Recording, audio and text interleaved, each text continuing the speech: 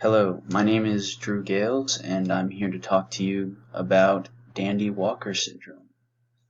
So what is Dandy-Walker syndrome? It is a congenital brain malformation involving the cerebellum, an area of the back of the brain that coordinates movement, and the fluid-filled spaces around it.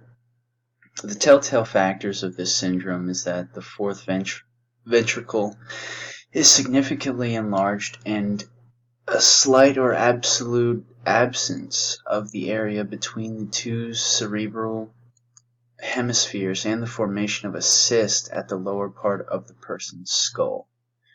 What are the symptoms of Dandy-Walker syndrome?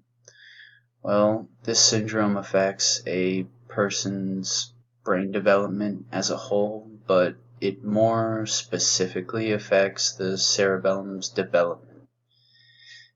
Given the syndrome's impact on the cerebellum, those who are afflicted with this syndrome experience problems with movement, coordination, intellect, mood, and other neurological functions. Given these symptoms, those affected by this syndrome, they often have learning disabilities as well as delayed motor skill functions, so they can't really, they wouldn't crawl or walk as early as the normal average baby would. Due to the malformation of the cerebellum, fluid also tends to build up in the brain, which can be a real problem because that causes pressure within the brain and it ultimately just makes the symptoms of the syndrome worse. So the frequency that this syndrome afflicts people, it really only affects 1 in 10,000 to 30,000 babies. I couldn't really find a exact number. It really was just between 10,000 and 30,000. And the causes of this syndrome, there is still not a very clear-cut cause for Dandy-Walker syndrome, but researchers have found some commonalities among those with this syndrome. And those with Dandy-Walker most often have trisomy 9, 13, 18, or 21, and that's just sort of a bonding of chromosomes to make it's when they form together instead of stay their own separate chromosome. So, more causes of Dandy-Walker syndrome. This syndrome has been attributed to being caused by duplications or deletions of certain chromosomes. And there is also the probability that this syndrome is caused by environmental factors. This most often includes exposing the fetus to harmful substances, drinking, smoking, any type of intravenous drug or drug that can be absorbed through your veins, bloodstream, stuff like that.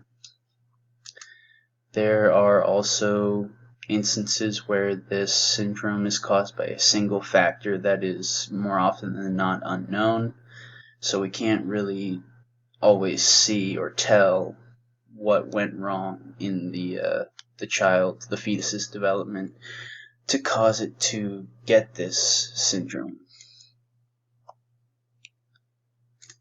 Treatments for the syndrome, there is really no cure for Dandy-Walker syndrome. No really way to reverse it either. The only thing that you can really do is try and alleviate the symptoms as best as you can and try and improve that person's quality of life so that they don't have such a hard time living. Fluid that is built up in the brain can be drained, which this obviously helps relieve pressure in the brain, which in turn improves the affected individual's overall health. and just alleviate. It really helps overall alleviate some of the other symptoms. And physical therapy is also a type of treatment for this syndrome. It can be used to help an individual with, keeping up their strength and making them more flexible, or make it so it's easier for them to walk or move around, and just trying to keep them in the best shape as possible. So the areas of the brain that are affected by Dandy-Walker syndrome.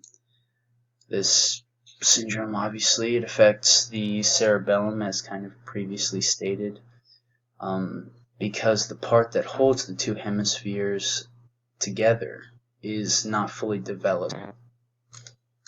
And also the fourth ventricle and the posterior fossa are also affected because they become engorged with cerebrospinal fluid.